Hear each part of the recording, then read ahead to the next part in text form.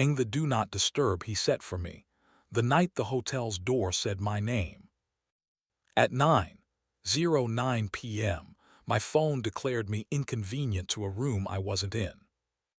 Do not disturb activated for Suite 1107 Hotel Meridian, the banner chirped, cheerful as a maitre d' who knows too much.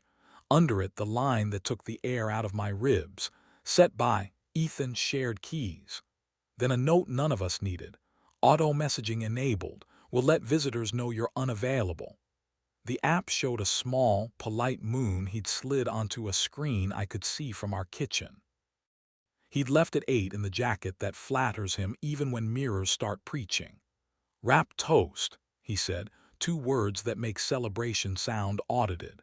Then notes with Marco, don't wait. Marco does sound. He carries microphones like small animals with delicate tempers and listens as if air were a confessional. The cinnamon thing in the oven was doing its best impression of mercy. The light climbed our wall in obedient squares and refused to narrate me. We share the hotel app because sometimes I work late and he likes to send keys like love letters. Tonight it sent me a moon and a message, unavailable. I pinched the map until the blue dot gave up its precision. The Meridian is 10 blocks away and 3 tax brackets higher than the rooms where apologies cut their teeth. I put on the jacket that knows how to mind its own business and took the stairs because elevators ask questions you answer with your face. The street smelled like rain deciding to be gossip. The Meridian's lobby wears discretion like a borrowed fur. A pianist in the corner pretended to remember everyone's story. I didn't go to the desk. I let the elevator rehearse my outline against its mirror and spell my name backward. On 11, the carpet practiced silence. A tray waited by 1107 with a silver dome and a card. Meridian regards, the kind of kindness that comes with a timer. I stood in front of the door until the app gently suggested, "This room is in Do Not Disturb. Would you like to leave a message?" I wanted to respond with a verb we don't send to strangers. Instead, I told the phone no and the door once with my knuckles. The lock clicked the way forgiveness is taught too. The door opened as if it had been expecting a different noun. Marco, barefoot, t-shirt thin from 1,000 rehearsals, looked at me with the professional calm of a man who knows where to stand so that a scene remains survivable. Behind him, the room wore that expensive warmth that convinces errors they are atmospheric. In the corner, Ethan stood by the minibar, jacket off, shirt open 1 notch beyond daylight, mouth set to sincerity the way a good actor sits at a chair before being asked to. "Caleb," he said, my name with the softness of a receipt. "Your moon says I'm a problem," I said, because humor is the leash I use to keep panic from bolting. I held up the screen. Do Not Disturb glowed like a halo awarded to a man who had read the manual. Marco didn't apologize. Logistics is a kind of love if you do it right. "I'll give you to the room," he said, voice neat, consonants cleaned by rooms that pay on time. He took his keys, put the dome back on the tray as if covering a sentence, and moved past me with the courtesy of furniture. The hallway swallowed him like it had been hungry. "Not here," Ethan said quickly, eyes flicking to the camera pearl above the bar, the sort of moon HR understands. He tipped his head toward the balcony, a small square of concrete and glass where the city might forget to narrate. "There's air." Out on the balcony, Paris wore its good lighting. Traffic made a case for continuing. The rain tested my collar and chose to stay. Ethan leaned on the rail and gave the night his throat as if weather could absolve. He did not reach for me. He knows I like to choose my nouns. "I lied when I left," he said. He doesn't waste adjectives when he intends to be correct. Rap happened. People used their best grammar on goodbye. I told myself I wanted 30 minutes where being interesting didn't have to pass inspection. Marco asked decent questions. I mistook that for permission.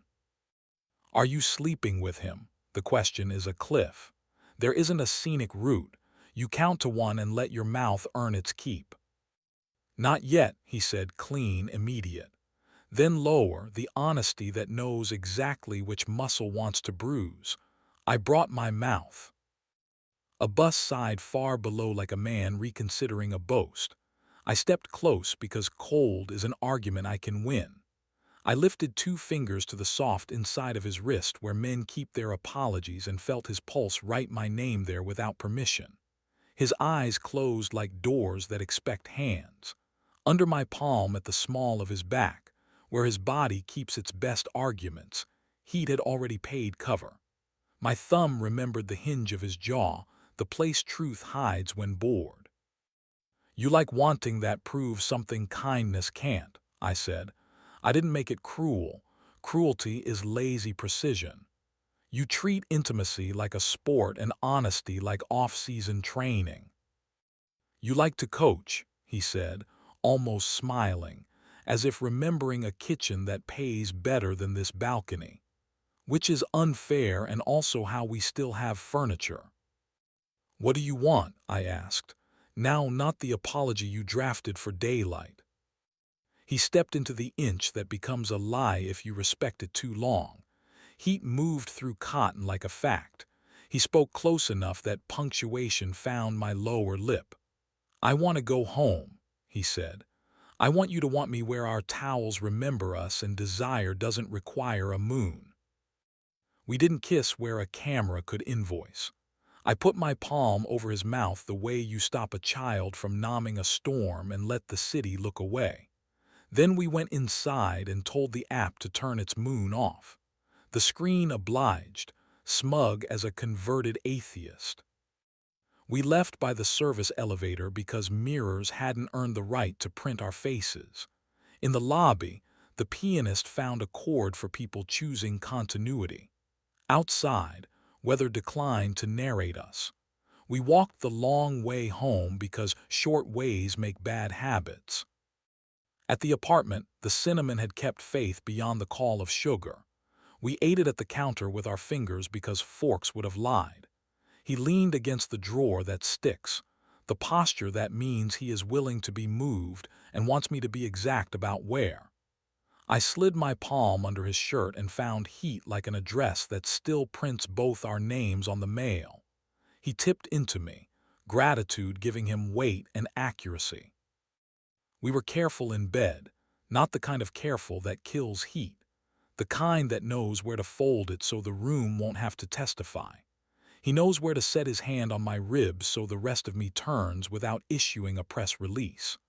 I know where his shoulder hides when it runs out of brave, and how to coax it into telling the truth with weight and breath, and a mouth that has stopped trying to rescue him and still wants him.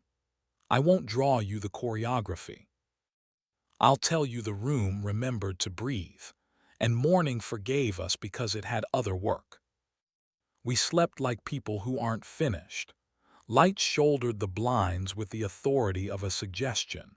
He made coffee the way he does when he wants me to listen. The app sat between us on the table like a witness that didn't understand jurisdiction. On its screen, the toggled moon yawned as if innocence could be a setting.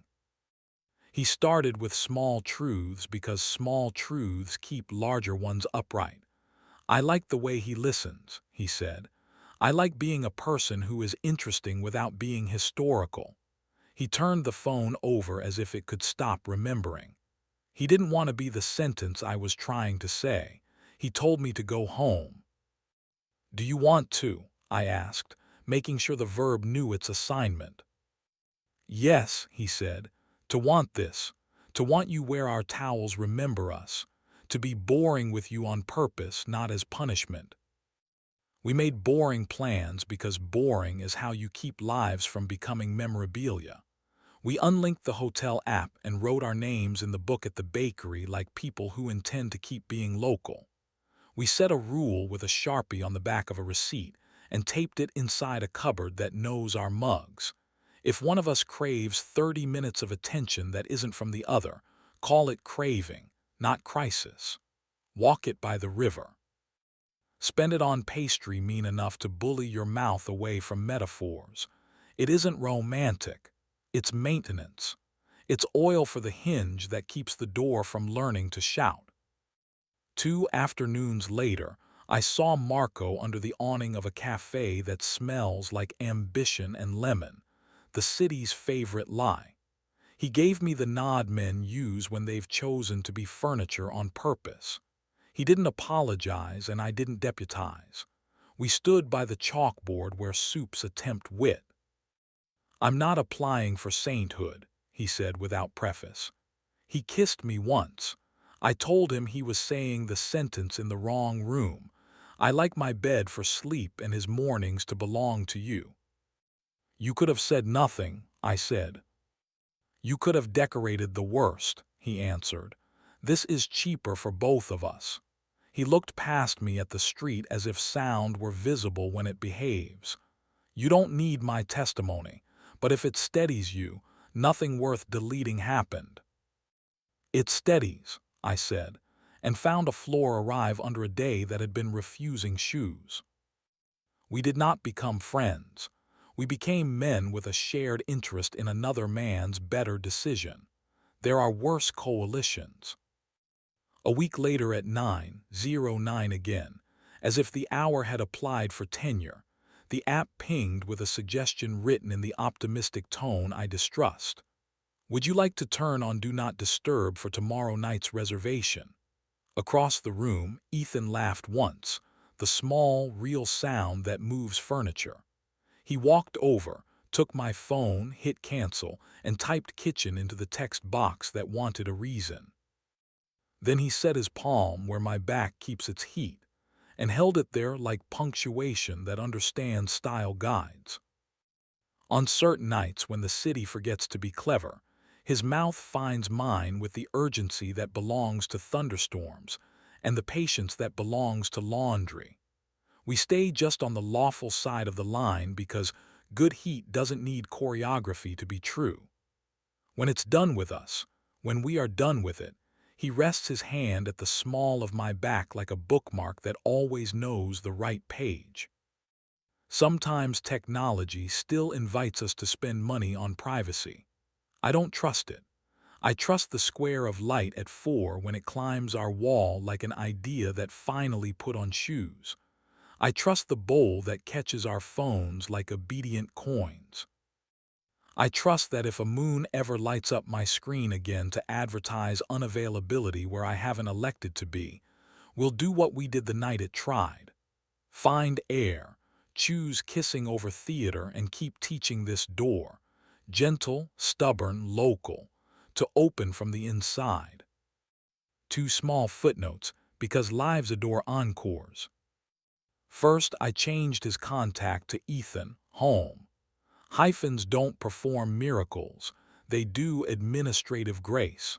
When my hand forgets itself at 3:17, the dash persuades it to put the phone down and reach for a person. Second, I kept the screenshot, the one that says Do Not Disturb activated by Ethan with the little moon trying to be harmless. Not to punish us, to mark the hinge where the evening swung.